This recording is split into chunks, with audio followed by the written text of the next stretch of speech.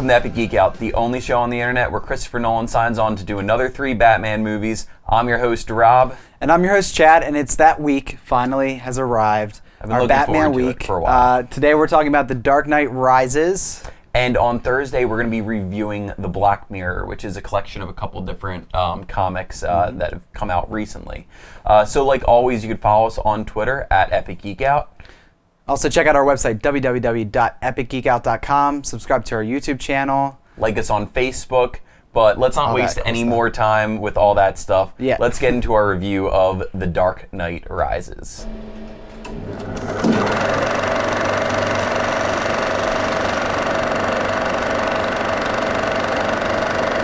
So The Dark Knight Rises, it takes place 8 years after the last film. It stars a lot of the reoccurring characters of Christian Bale, Michael Caine, Morgan Freeman. It has a new cast, Tom Hardy as Bane, Anne Hathaway as Catwoman, Joseph Gordon-Levitt's also in it, and others. So basically, like I said before, it takes place 8 years after the last film. It opens up on Harvey Dent Day, which is a celebration 8 years in the future of, when Harvey Dent was passed away and Batman took the responsibility for those murders. So Gotham at this point, due to the Dent Act, which was passed after, really has put a stop to organized crime and really put away the hardened criminals, and it's kind of in peacetime, as it's kind of said in the movie. Then enters our bad guy in Bane, causing havoc beyond all compare. Bruce Wayne has pretty much retired his cape and cowl, as Alfred put it, and he's looking to get back into the game. So it's the end to the epic trilogy from Christopher Nolan. Chad, what did you think? All right, first of all, no spoilers, because we don't want to spoil this. So you've probably seen it already. If you haven't, Rob's already seen it twice, so you probably have seen it at least once this weekend, but we still don't want to spoil anything for anyone. And also we saw it on IMAX. Right, we saw it, yeah. So. I liked it a lot. I liked it. It met my expectations. It was a great movie, great end to a trilogy. He tied it up really nice in a bow, gave it to you.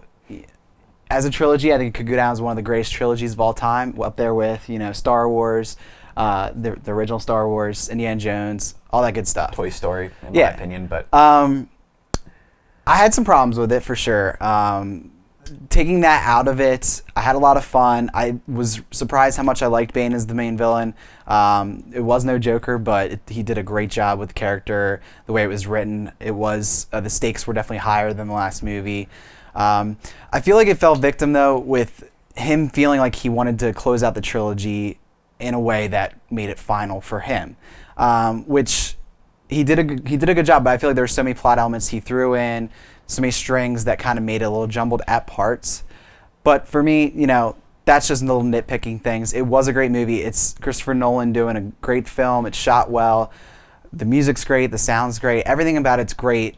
But I guess I'm just more critical because it is Batman.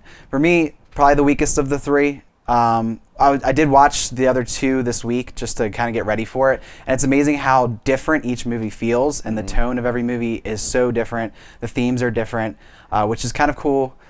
But just little plot things that bugged me, irked me. Didn't ruin the movie for me. I'm going to go see it again. I think I need to go see it just to catch some of the things because it is so dense. But just little things that ate away at me a little bit. There wasn't a lot of Batman fighting in it. But other than that, it's the summer blockbuster that I expected it to be, and I liked it a lot. So yeah, so I'm going to try not to spoil anything. Hit me if you hear me about to go into it.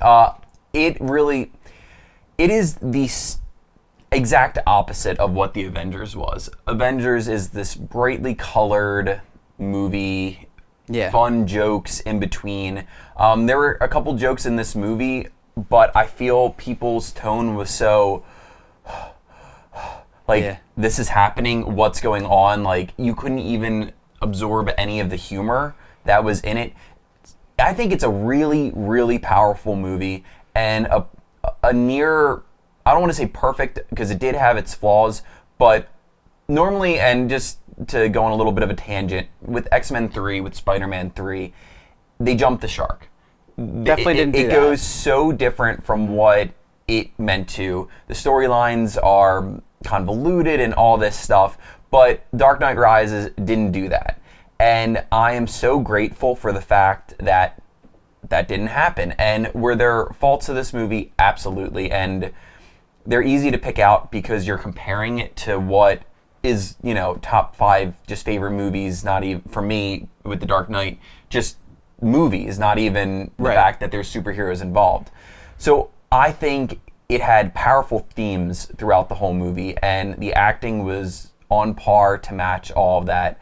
At different parts, it had an Ocean's 11 vibe to me, or more of like a teamwork like aspect to it than like a the other movie. Yeah, and just like the Batman needed help in this movie. He was facing a foe that the Joker, I think, took out the Joker because of just what they were trying to accomplish. The tie-ins that this had to the other movies, I'm just so impressed with that. And they had callback moments. They had little scenes from so that's the the first part movie I was kind and of the referring second to movie. that I thought I feel like he did that just because he wanted to close it out. Where I feel like some of that stuff could have just not been in it, and it could have made it less, It could have not complicated, been in it, but I think it did close it out though. He did accomplish his goal of making 3 movies, having a storyline that went throughout the 3, and really tying it up, like you said, in a neat little bow.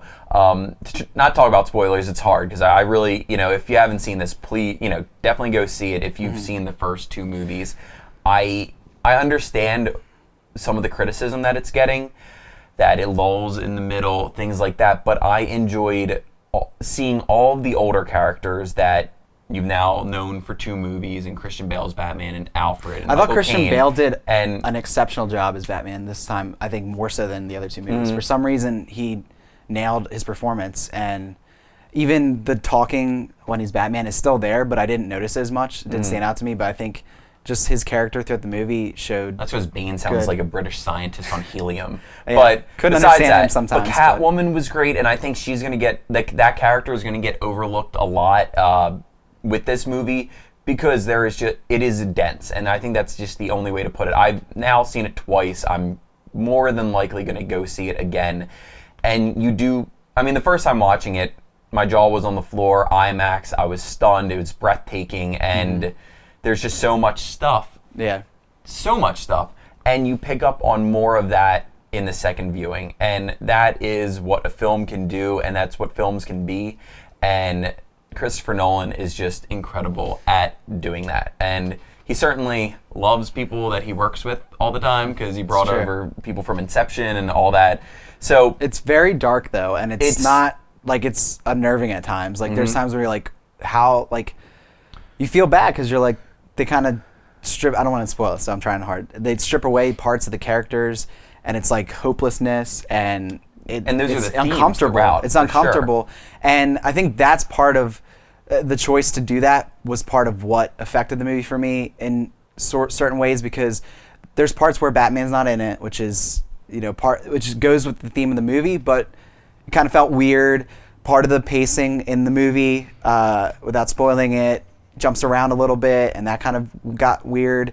And just it's a huge. The plot of it it's crazy. There's some crazy things that happen, and crazier than I thought they would put in a movie for Batman. Yeah, we managed to not be truly spoiled for this movie before, so it was awesome. So try to stay away from spoilers, because there's things that happen and you're like, oh, they're happening. Yeah. And it's not jump the shark, but it was so out in left field for me heightened. At points. I was like, wow, I can't believe that this is happening in a Batman movie, especially Christopher Nolan's Batman movie.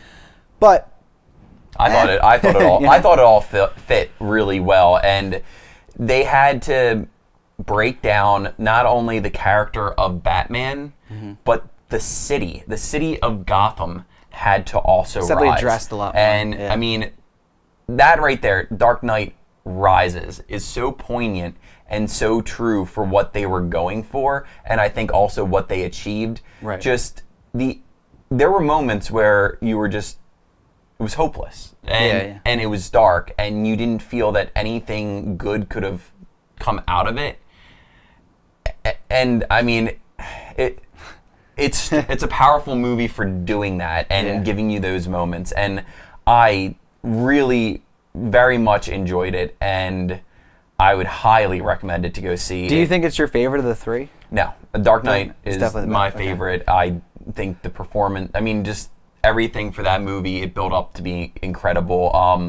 But this, I think, is my second favorite, and then Batman Begins. But I think as a trilogy, Yeah, it's great. this is incredible and powerful and great. And I think a lot falls short to the fact that they don't end it, and they're like, oh, well, maybe I'll come back for another movie, and they leave that open, whereas Christopher Nolan didn't leave that open, and just, he did end it. And it might, Right. you say, might seem forced, but I love the ending, and I love that it was, there are 3 movies together, and Yeah. probably my favorite I trilogy. mean, it's a so, must-see for sure. You probably have seen it. If you haven't, go see it. Yeah. And go see it in IMAX because it's definitely. really cool. Yeah, it's awesome.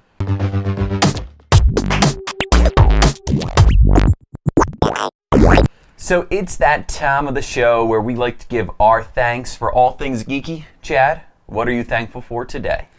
So this weekend, I just I didn't finish yet because it's still going tonight, but I have been playing the Guild Wars 2 beta. It's an MMO that's coming out at the end of August. I pre-ordered it, so I got into the beta. But when this is out, it'll be over, right? The beta will be over, yeah. It's just this is the last weekend of the beta, and then I have to wait a whole month to play it. It's a lot of fun. I pre-ordered it to play the beta just so I could see if I liked it, and then I was going to cancel the pre-order if I didn't like it. But I have a lot of fun. It's the coolest part about it is it's an MMO that doesn't have a subscription to it. So once you pay the initial fee, you can play it forever without having to come back and pay it, which I appreciate because with Star Wars I found out that I was paying months of the subscription and wasn't playing it. But with the Star Wars beta, where I was playing the beta, I was like, oh, this is a little similar to WoW. I mean, it's cool that you're playing lightsabers, but a lot of stuff similar, and the stuff that is less than WoW kind of was annoying to me.